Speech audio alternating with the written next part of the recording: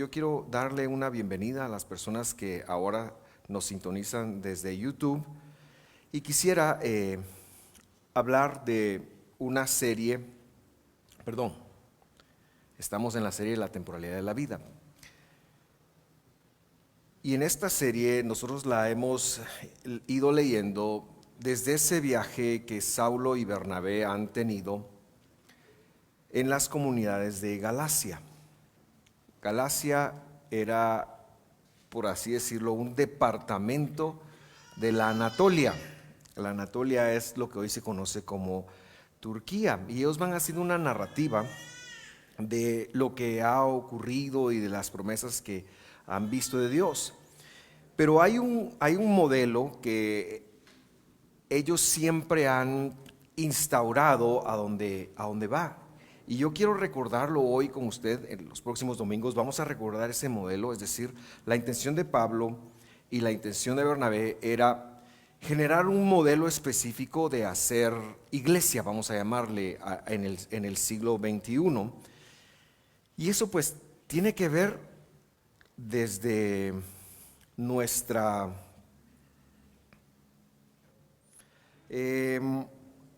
queremos hablar de la visión que se presentaba en cada comunidad a donde Pablo y Bernabé llegaban.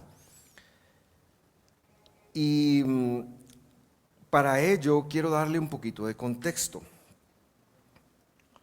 La noche que el Señor fue entregado, celebraron la fiesta bíblica de Pesaj o Pascua, se conoce. Y el Señor, pues, Él hace ese simbolismo tan maravilloso que nos ha parecido muy bien a nosotros. Esa noche lo capturan, ese mismo día, bíblicamente hablando, lo entregan y el Señor es crucificado, da su vida 3 días después. Y hasta ese momento, mucha gente había acompañado al Señor, sobre todo cuando Él iba, hacía milagros, recuerda usted, dice que las multitudes lo seguían. Esa noche Él se había reducido su campo de operación a 12 personas que se mantuvieron en la fidelidad del Señor. El Señor muere y nadie está con Él. Al contrario, todos lo dejan, salen corriendo. Pedro y Juan más o menos medio manejan una cercanía, pero siempre a la distancia. Pedro jura que no lo conoce, recordará usted todas estas cosas. Finalmente el Señor es crucificado, resucita 3 días después y empieza a aparecer. Pero las próximas semanas se da un tiempo en donde el Señor tiene una interacción y se logra conformar un grupo más o menos de 120 personas. 120 personas. Y es con estas personas que Él tiene sus últimas interacciones, se ve. Y finalmente, cuando Él va a ascender al cielo y regresar a donde vino, Él se despide de ellos y ellos se empiezan a congregar.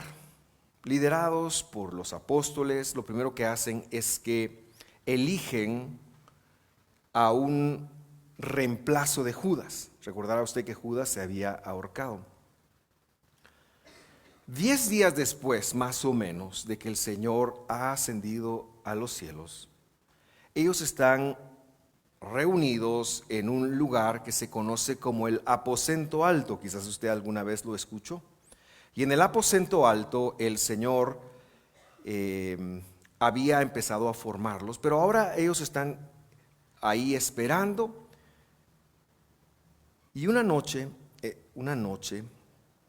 ellos, como es la costumbre en Israel, están congregados y empiezan a tener comunión.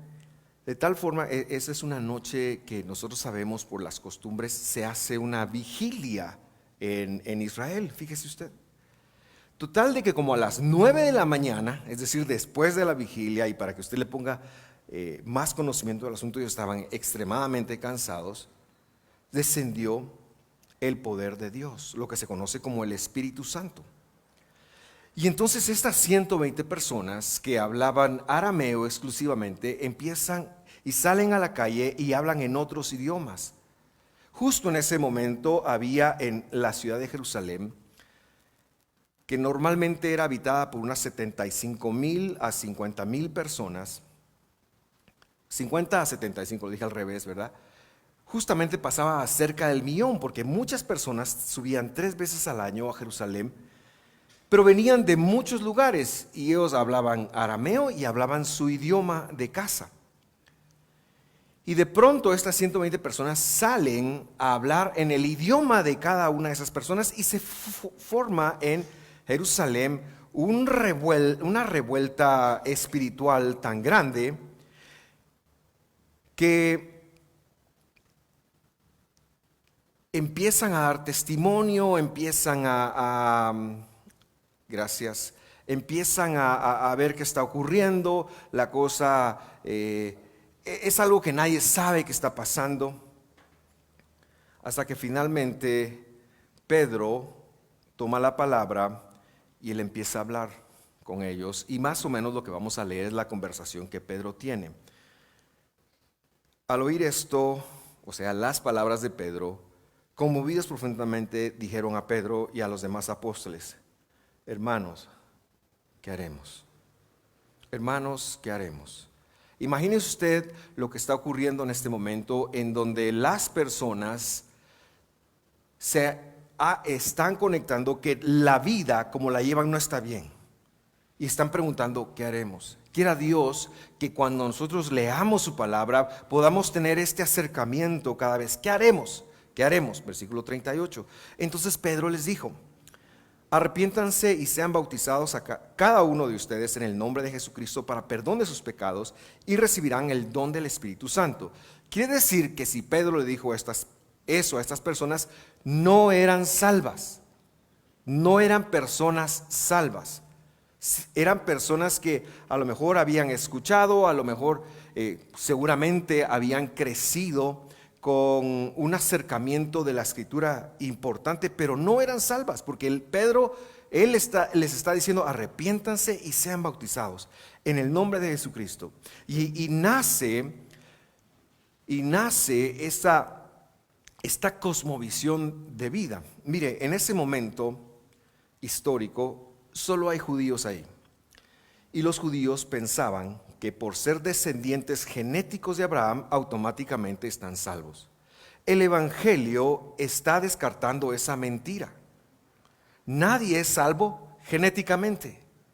Dios no tiene nietos, Dios solo tiene hijos. Nadie es salvo genéticamente. El Evangelio se lo está diciendo a los judíos que toda la vida han escuchado la Escritura, la palabra de Dios.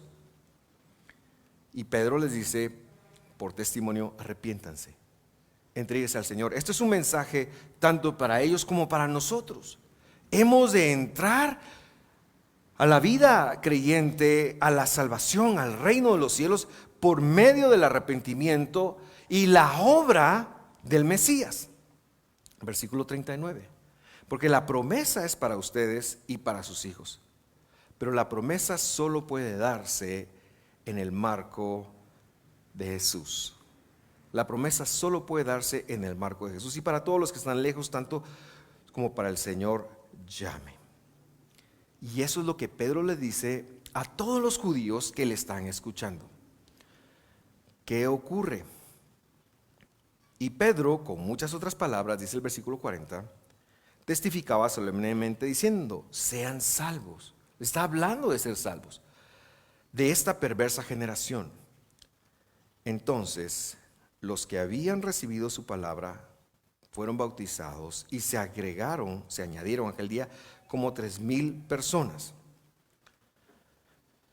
Imagínese usted eso.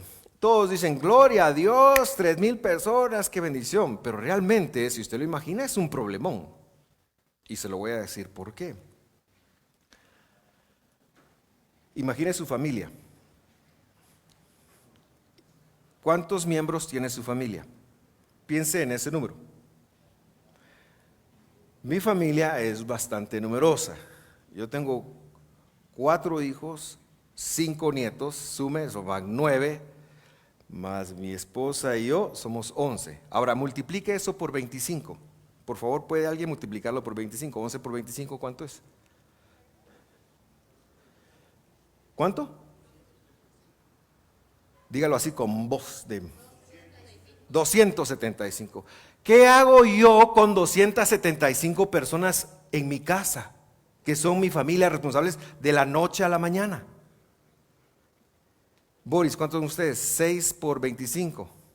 ¿Ya lo tenés? ¿Qué harías vos en tu casa? Mire, yo lo único que se me ocurre a mí que está ocurriendo es lo que está pasando en los Estados Unidos ahorita, en donde muchas personas están cruzando la frontera ilegalmente y tienen que ver qué se hace con ellos. Esta congregación que se miraba como una familia pasó de tener 120 personas a tener 3,000. Ese es un crecimiento de 25 veces el tamaño que era. No es fácil administrar eso. ¿Qué hago yo con 275 personas que, pum, de romplón, se conviertan en mi familia? ¿Qué hago yo? ¿Cómo les doy de comer? Ahorita pues les puedo darles medio de comer a mi gente porque están algo flacas. Pero ¿qué hago yo si eso cree? Eso es lo que está pasando. Eso es lo que está ocurriendo. Paralelamente, estas personas ahora son la gran mayoría, pero vienen sin conocer al Mesías. Sin conocer al Mesías. Yo quiero que usted asimile eso, porque si no conocemos al Mesías, no tenemos salvación, no tenemos nada que valga la pena. La salvación es únicamente por medio del Hijo de Dios. Y ellos seguramente habían escuchado, habían ido cada vez al templo y se conocían la escritura de pe a pa, pero tenían tantos vicios, porque la salvación es por medio del Mesías. El que no tiene a Jesús no tiene salvación. Y el que no tiene salvación está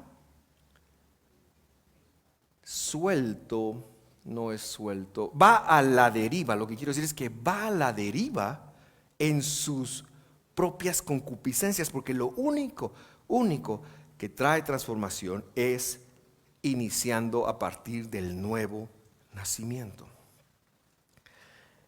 Entonces Pedro, los otros 11 apóstoles y el resto de la congregación tenían un gran reto ante sí. Ellos tenían que provocar un cambio de cultura. Un cambio de cultura, una nueva forma de ser. Estos 3,000 que han entrado, algunos son fariseos, algunos son saduceos, algunos son esenios, algunos no son nada, probablemente. Pero cada quien trae sus propios vicios, cada quien trae su propia manera de pensar.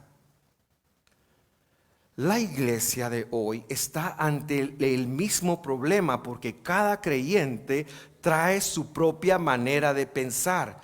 Y nosotros tenemos que recordar que a lo que debemos de aspirar es a que la mente de Cristo sea establecida en nosotros. Que aunque estemos de acuerdo sobre cuál color es más bonito, aunque estemos en diferencia de opiniones sobre cuál color es más bonito, si usted le va a los cremas o le va a los rojos, que aunque estemos en desacuerdo de todas las cosas que están allá afuera, si el fútbol es mejor que el básquetbol, si la política, que aunque estemos en desacuerdo, lo que debe regir en una comunidad creyente es lo que Dios ha dicho. Pero aquí hay varias formas de entender eso. Esta gente no viene de ser ignorante de las Escrituras. Esta gente viene de ser conocedora de las Escrituras. De hecho, y seguramente había muchos rabinos fariseos que entraron acá, y eso lo podremos ver después en el libro de los Hechos. Pero aquí está pasando algo terrible. Hace algunos años o meses, no recuerdo cuánto, pasó una marcha que venía de un país centroamericano a pie para los Estados Unidos. Eran, no sé cuántos eran, pero imagínense cómo hacer para acomodar a esta persona. La crisis de migrantes de Estados Unidos es algo muy serio. Bueno, eso es lo que está pasando acá y hay que producir una cultura. Y la Biblia nos habla de eso. Dice, y se dedicaban continuamente a las enseñanzas de los apóstoles, a la comunión, al partimiento del pan y a la oración. Yo le voy a hablar únicamente de las enseñanzas de los apóstoles, pero quiero resaltar que Dios condujo a los apóstoles a tener un cambio de cultura a 4 acciones. Nosotros nos vamos a regir por cómo los apóstoles de Cristo han entendido la Biblia, número 1. A eso llamamos enseñanzas apostólicas. Número 2, nos vamos a regir por la comunión, y eso lo explicaremos la otra semana. Nos vamos a regir por el partimiento del pan, que no es la Santa Cena ni la Cena del Señor. Eso lo vamos a tocar la próxima semana. Y en cuarto lugar, nos vamos a regir por la oración. De hecho, literalmente dice por las oraciones, pero me era muy importante a mí plantear esta situación y luego plantear qué fue lo que hicieron. Y lo primero que hicieron fue que se dedicaron a las enseñanzas apostólicas. Ese es más o menos mi tema. ¿Cómo llevamos a una congregación que viene de muchas maneras de pensar? Especialmente, y eso aplica tanto para nosotros hoy, especialmente en función de lo que es bueno y lo que es malo, porque todos tenemos una distinta forma de interpretar lo que es bueno y lo que es malo. Seguramente no nos pondremos de acuerdo, pero la Escritura sí que ha sido muy clara en decir eso. Y por eso en esta iglesia queremos que nuestro marco de referencia sea la Escritura, sea la profundidad de la Escritura. Y por eso invertimos mucho tiempo en estudiarla, porque ella da testimonio de Cristo Jesús, porque en ella encontramos las palabras de la vida eterna. Veamos entonces qué son los apóstoles. En primer lugar, o qué era la enseñanza apostólica, perdón. Pero en primer lugar, ¿qué son los apóstoles? Para entender cuáles son las enseñanzas de ellos, tenemos que entender qué son ellos. La palabra bíblica para un apóstol es la palabra shliach. Dígale a su vecino shliach.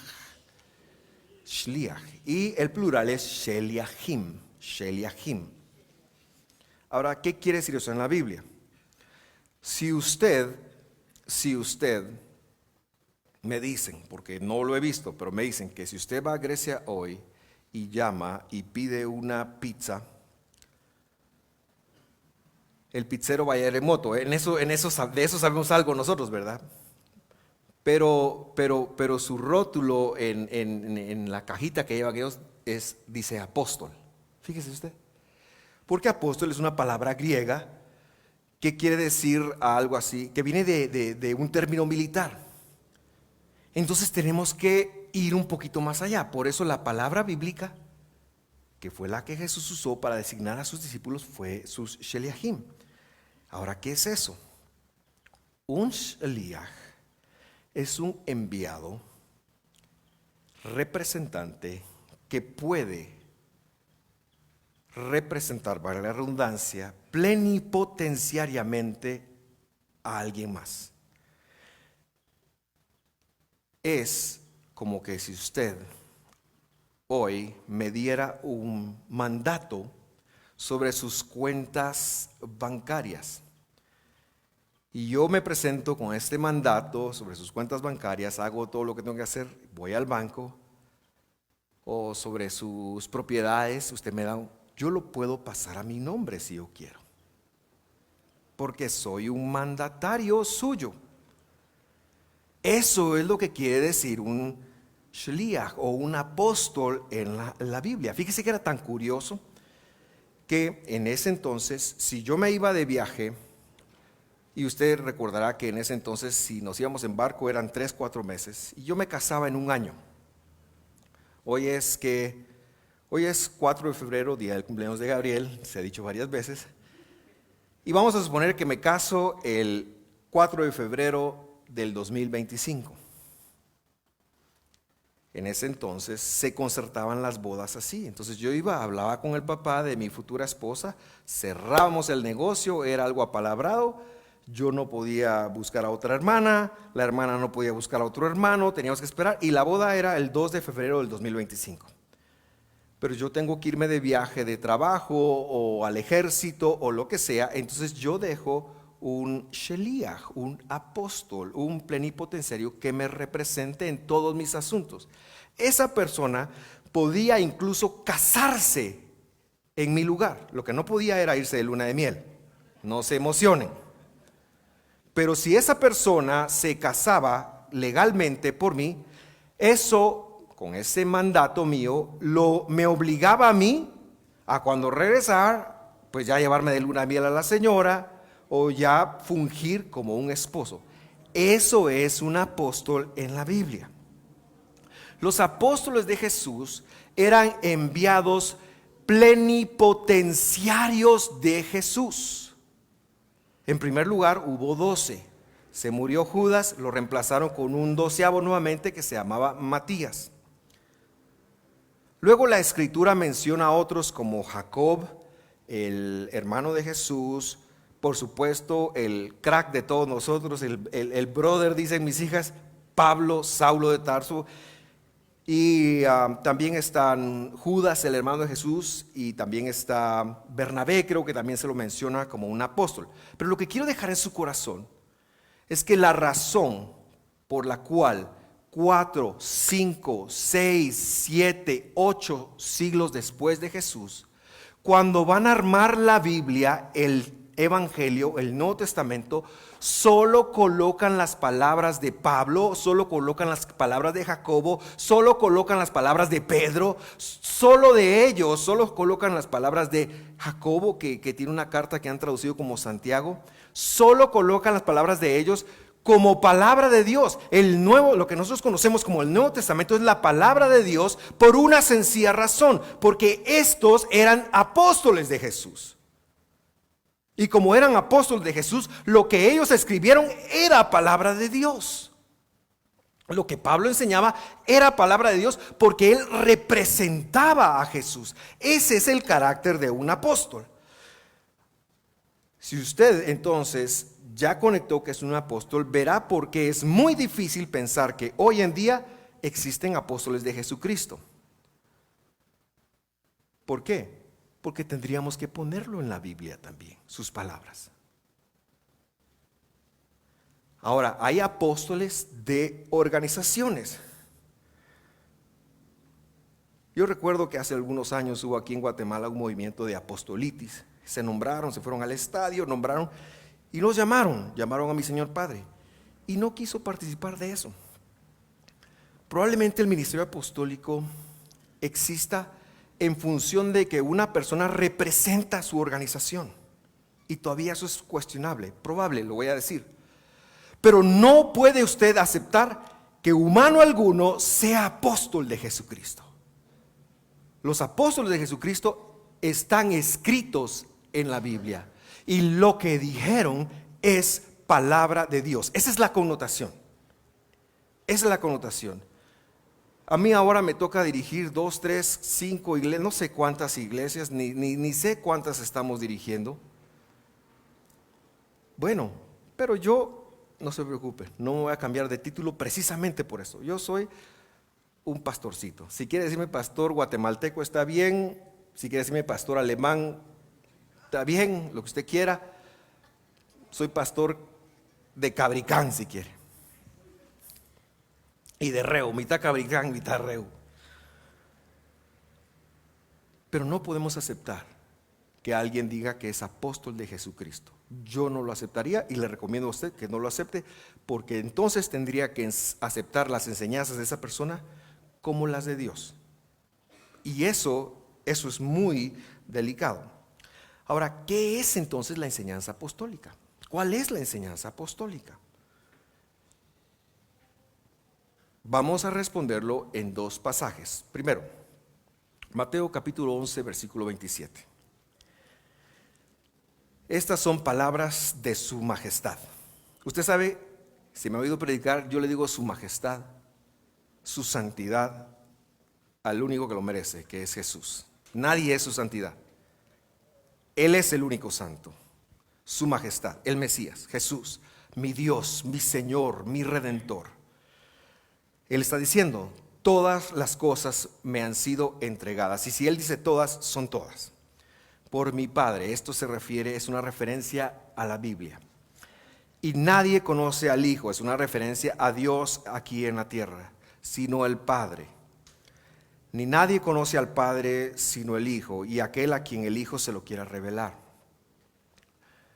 Una profundidad teológica impresionante que podríamos sacar de acá, pero no es mi tema. Así que seguimos leyendo, versículo 28. Entonces el Hijo dice, Jesús, Dios aquí en la tierra, dice, vengan a mí, todos los que están cansados y cargados, y yo los haré descansar. El ofrecimiento divino es descanso, descanso para tu vida, descanso para tu ser, descanso de la tribulación, descanso del pecado, vida eterna, descanso, descanso, verdadero descanso. Y luego dice, tomen mi yugo sobre ustedes. ¿Usted ha visto algún yugo alguna vez? ¿Verdad? Es esa cosa que le ponen en el cuello a las vacas o a los toros cuando van arando.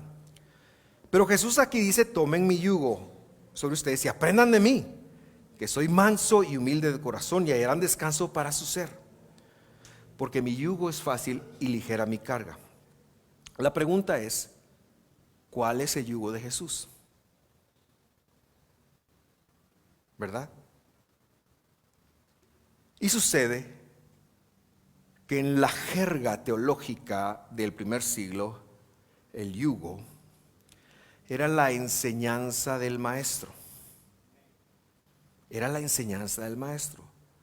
En otra ocasión Jesús habló del yugo de los fariseos. ¿Cuál era ese? Era una enseñanza que cargaba a la gente. ¿Cuál es el yugo de Jesús? Es la enseñanza de Jesús. ¿Y cuál es la enseñanza de Jesús?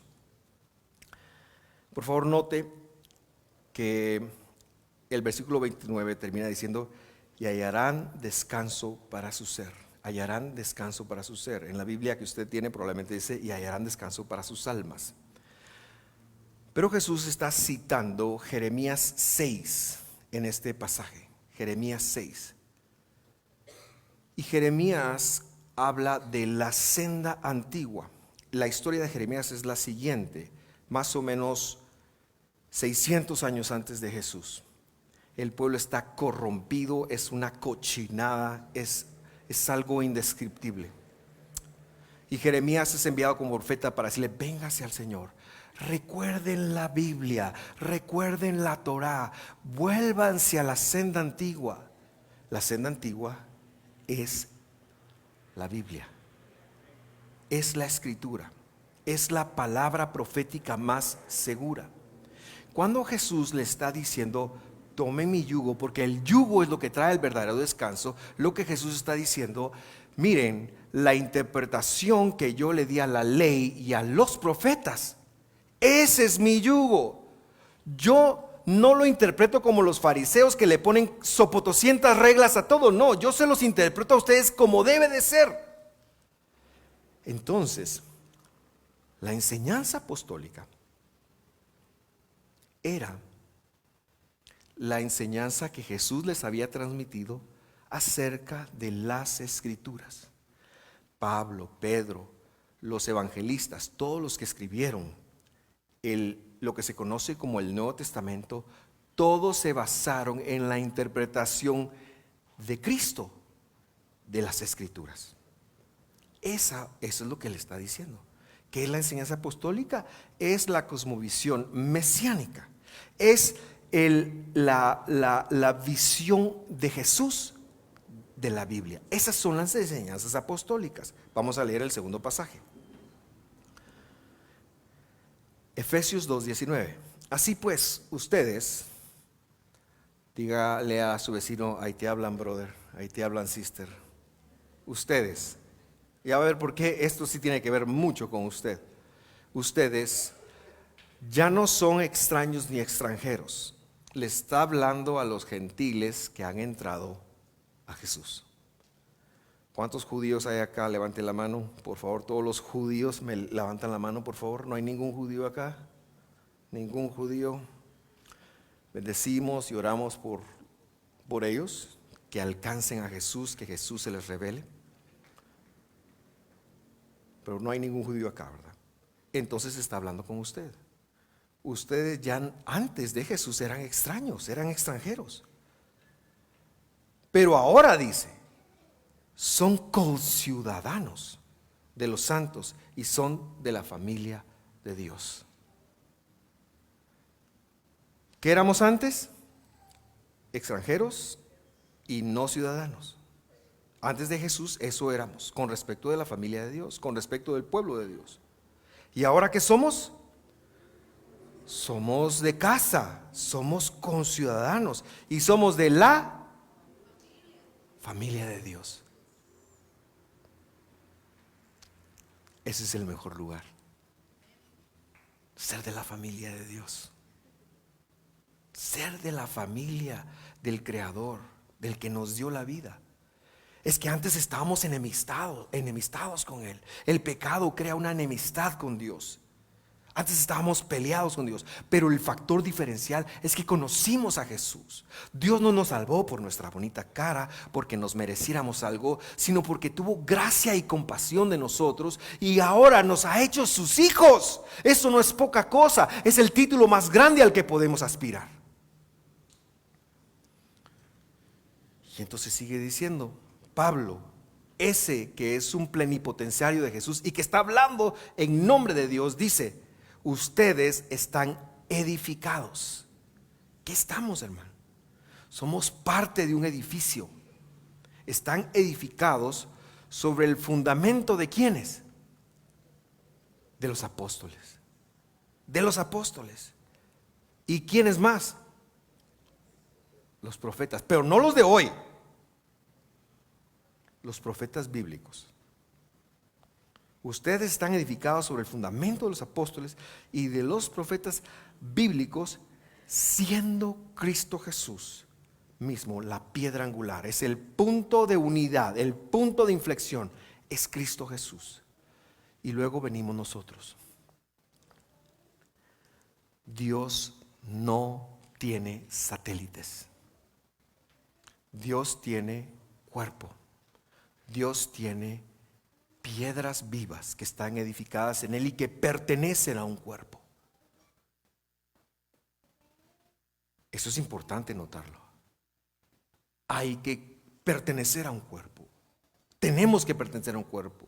Por eso yo le digo a usted que está acá, pertenezca a este cuerpo, atienda lo que en este cuerpo se dice. Pero a usted que nos sintoniza también le exhorto para decirle, ¿sabe qué? Pertenezca al cuerpo. Y por eso parte de los anuncios era precisamente eso, cómo hacerlo para integrar, pertenezca al cuerpo, porque usted puede pertenecer a este cuerpo, aunque no viva en este país, aunque no esté en este país, aunque no tenga capacidad de venir. Somos parte de un edificio. Dios no tiene rock stars, no tiene estrellas de rock, no tiene apostolazos, no tiene estrellas. Dios lo que tiene es un edificio, y en ese edificio usted y yo somos una piedra. Usted y yo somos una parte de ese edificio. Nos necesitamos, somos parte de eso. Si usted es creyente en Cristo Jesús, somos parte de eso. No necesitamos. Saque de su corazón esa separación, esa individualidad, para disfrutar la vivencia en Cristo. Sáquela de su corazón. En Visión de Fe Misco, y ahora en Visión de Fe, todo lo que representamos, nos esforzamos por ir a la raíz de lo que Jesús dijo y de lo que la Biblia dijo. Porque entendemos, yo quiero ver que, por ejemplo, cuando Pedro dijo en Primera de Pedro, este versículo no está ahí, pero yo quiero que lo busque conmigo y le invito a hacer una anotación. Si usted no está viendo y no tiene una Biblia, póngale pausa y vaya a traer su Biblia. Vamos todos a buscar Primera carta de Pedro. Abra su Biblia, su teléfono, por favor, y busque conmigo Primera carta de Pedro, capítulo 2.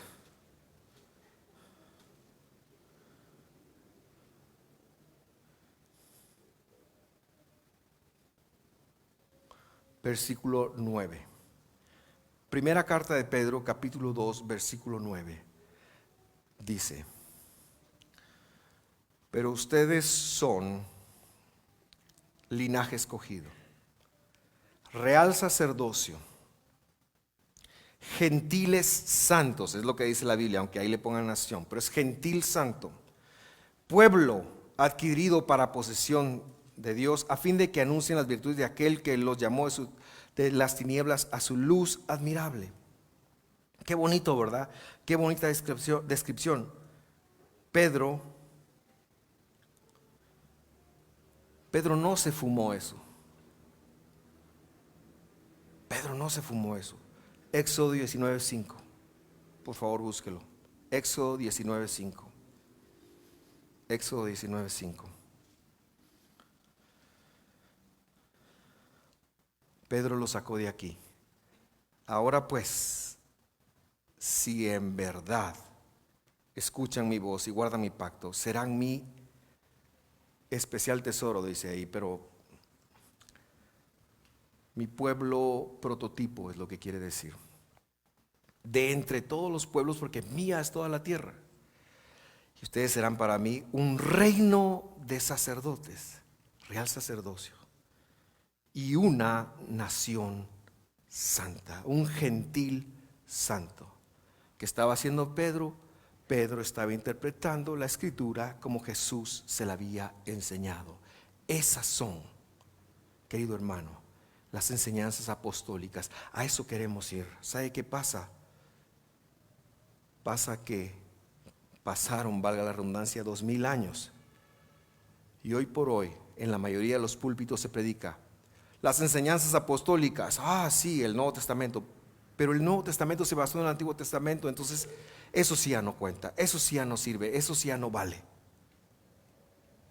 En la mayoría de los púlpitos se dice que predican el Evangelio, pero dicen que el Antiguo Testamento ya no vale. Eso no es lo que nos está diciendo Pedro, ni es lo que nos dicen los Evangelios, ni es lo que los apóstoles hacían.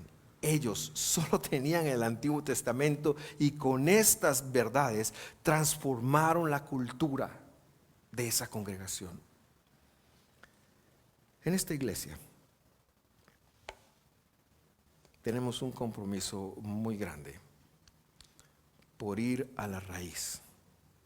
Quizás usted no esté de acuerdo con algunas cosas o con muchas cosas, pero yo le digo, de pastor, este ha sido mi viaje y hoy va a tener que hacerle ganas, porque hoy sí me va a tomar más tiempo y qué me importa.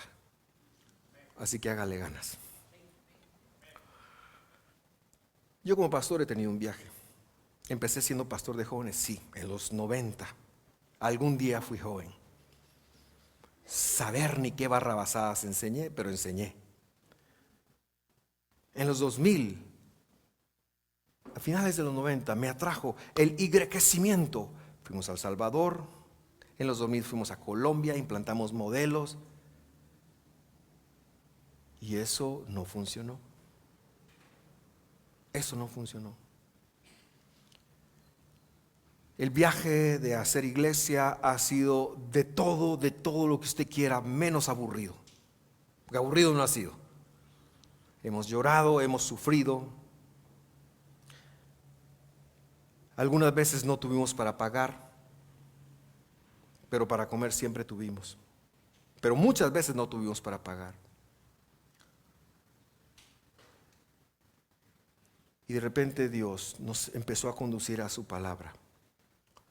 Hoy, con la escritura, con el lente con el que vamos a la escritura, yo puedo decir que lo que Jesús le dijo a la mujer samaritana: si alguno bebe de mí, no volverá a tener sed jamás.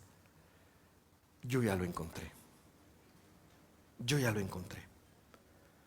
Mira, hermano, a mí me podrían venir a hablar de la iglesia que está haciendo esto y que esto y lo otro. Y está bien, podemos tomar muchas cosas buenas, consejos buenos. Pero iglesia solo se hace desde la Biblia. Nosotros no tenemos que ver qué están haciendo los demás, sino tenemos que ver qué hicieron en la Biblia, qué vivieron en la Biblia. Yo he encontrado eso que sacia mi ser. La escritura, no necesito nada nuevo. Dios dirá, el resto será lo que Dios quiera.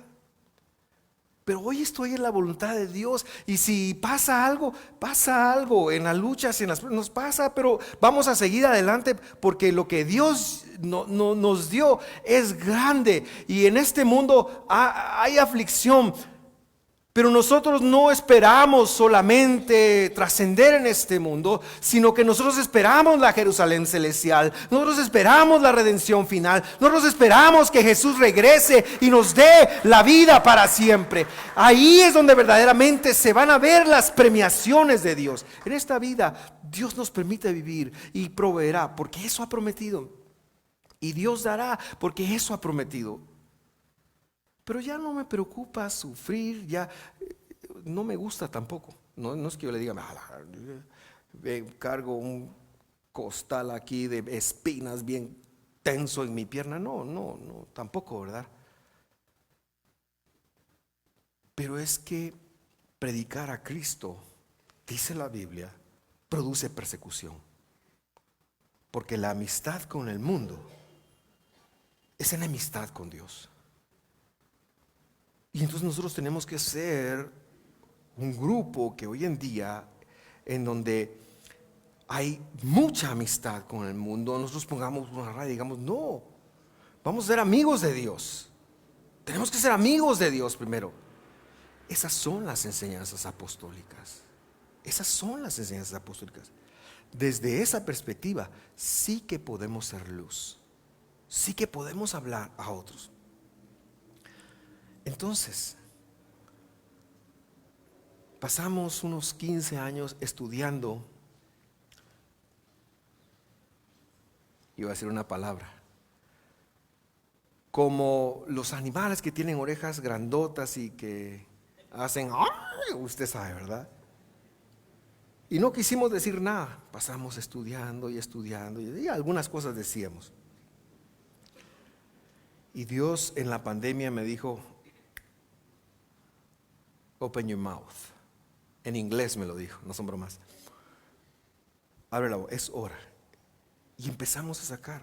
Miren, hemos desarrollado algunas series que yo les quiero compartir, porque son las enseñanzas apostólicas. Número 1, los módulos de discipulado. Todo esto está en el canal de YouTube y usted lo puede ver, que Dios lo conduzca. Lo que quiero yo hacer es ya, vale la redundancia, hacerlo de una manera dirigida. Pero ahí hablamos de módulos de discipulado, en donde explicamos por qué entendemos la Biblia como la entendemos. Son 14 estudios.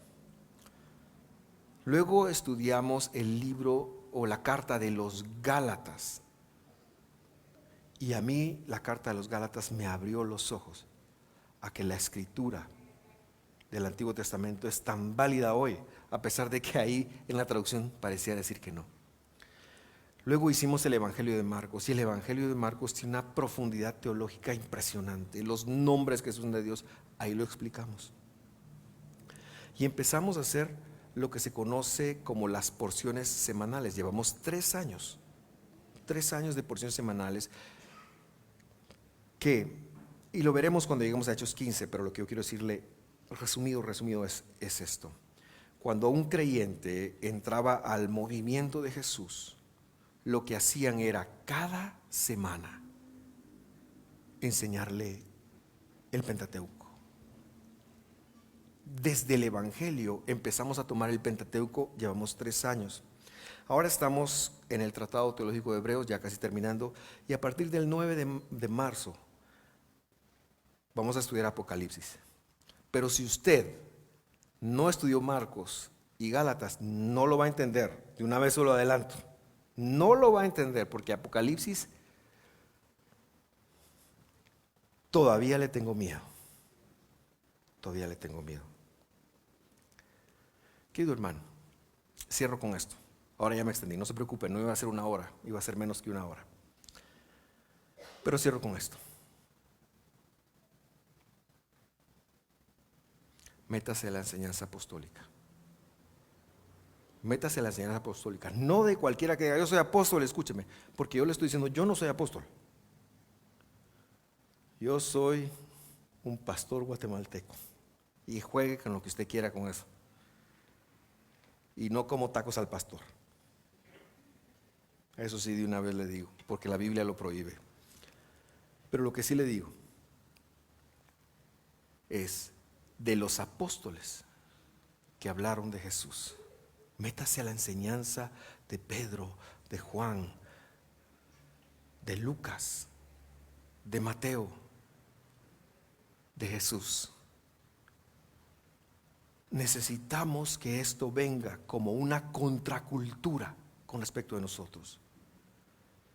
Necesitamos hablar de la luz, necesitamos marcar una diferencia, porque lo que en muchos púlpitos se está diciendo, ya el mundo lo sabe.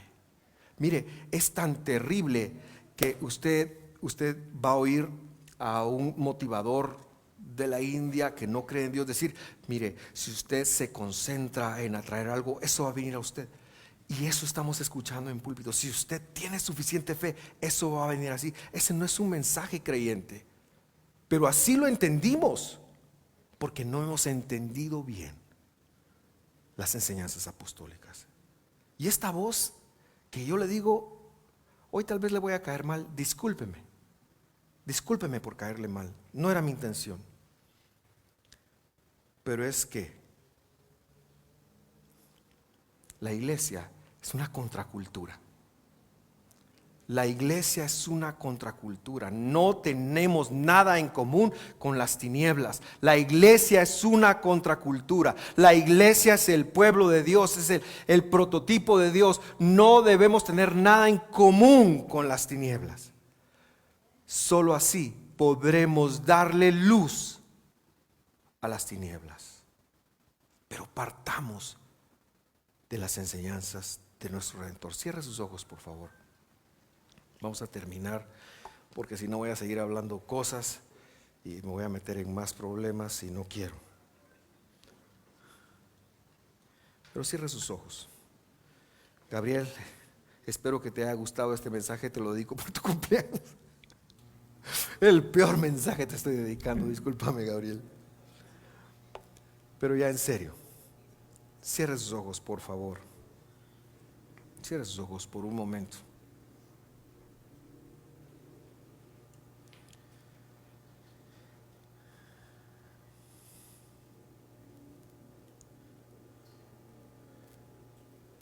Mi primera invitación esta mañana es, como siempre, lo hago, quizás no en este orden, pero hoy es mi primera invitación. Si usted nunca ha recibido a Jesús en su corazón, si usted nunca le ha recibido, hoy Dios lo está llamando. Es un traspaso de tinieblas, de depresión, de tristeza, de muerte, de envidias, a la vida eterna. Es un traspaso del sufrimiento a compartir con Dios. Si usted nunca ha recibido a Jesús en su corazón, es el viaje de la muerte a la vida. El que no tiene a Jesús, aunque lo sueñe, aunque diga, y muere pensando, pero no heredará la vida eterna. Mi primera invitación es a recibir a Jesús, a recibir al Señor en su corazón. Si usted nunca le ha recibido, hoy es un buen momento para hacerlo. Si está aquí en la sala, yo voy a hacer una oración y usted puede recibirlo. Y si no se preocupe. Si usted nos está sintonizando y lo quiere recibir, haga esta oración conmigo, pero por favor póngase en contacto con nosotros, porque queremos ayudarlo en este momento. Padre que estás en los cielos, yo te pido, Señor, que vengas a mi vida. Repita esta oración conmigo y apropiésela y dígale: Señor, ven a mi vida. Perdóname mis pecados. Yo te recibo, Señor. Te pido que seas mi Salvador. Señor, quiero promulgar y confesar que tú viniste al mundo en carne, que moriste en una cruz, en un madero, pero que hoy estás sentado a la diestra de Dios y que volverás por mí. Ahora permita que esas palabras bajen a su corazón. Permita que Dios haga su obra en usted. Permita que Dios empiece a operar en usted la vida. Permítalo. Para todos los demás que ya hemos sido creyentes por algún tiempo, yo quiero invitarle esta mañana a volvernos a la senda antigua. La senda antigua es la forma como Jesús enseñó la Biblia. Lo moderno no siempre es lo mejor.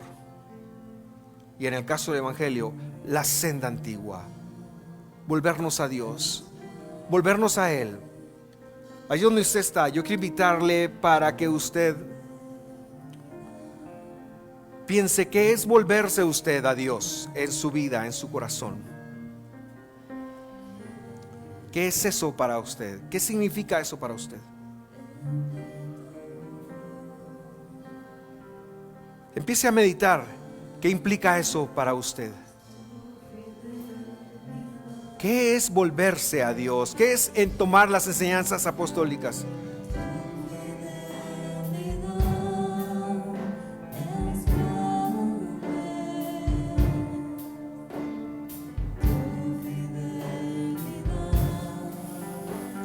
Incomparable es, nadie como tú, bendito Dios.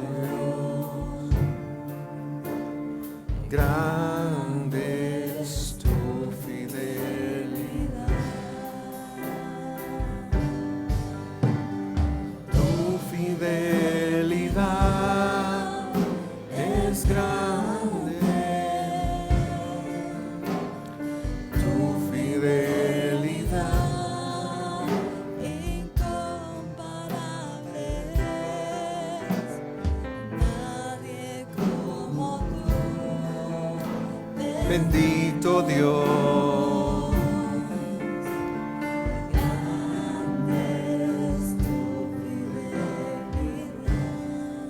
Ahí donde se están, oremos. Mi buen Dios, llegamos delante de ti, Señor, a reconocer nuestra necesidad. Padre, ayúdanos a conocerte por medio de tu palabra. Ayúdanos a verte más allá de lo que estamos viviendo, más allá de nuestras experiencias en la vida. Señor, abre del buen tesoro de tu corazón y abre tu palabra para nosotros. Abre tu palabra para nosotros, Señor, en el nombre de Jesús. Señor, háblanos, despiértanos a tu palabra, despiértanos a conocerte de una mejor forma. Señor, estamos cansados y fatigados, y tú has dicho que tu yugo, Señor, trae libertad, que tu palabra trae libertad, que traerás refresco, descanso para nuestro ser. Señor, abre tu palabra para nosotros y empieza a revelarte. Condúcenos a ti, tú eres la fuente de vida. En ti, Señor, el que te conecta a ti, el que te tiene a ti, no necesita beber de otra agua, no necesita beber de modas. Señor, esta mañana venimos a confesar que te necesitamos a ti por sobre todas las cosas. Necesitamos el poder de tu palabra, el poder de tus pensamientos. Ayúdanos, Señor. Ayúdanos en ello, Padre. En el nombre de Jesús. En el nombre de Jesús. Señor, sobre cada situación, sobre cada circunstancia que tu pueblo enfrenta, Señor, hoy las ponemos delante de ti. Cada circunstancia, cada situación distinta, Señor, que están viviendo, Las ponemos delante de ti, Señor. Lo que se trae hoy, póngalo delante del Señor y Él va a hacer. Él va a hacer. Dios está con usted. Y hoy usted tiene una herramienta para salir adelante en el nombre de Jesús, que es su palabra. Gracias, Padre. Gracias, Señor, en el nombre de Jesús. Bendito sea tu nombre. Amén y amén. Amén y amén. Gracias a Dios por su fidelidad.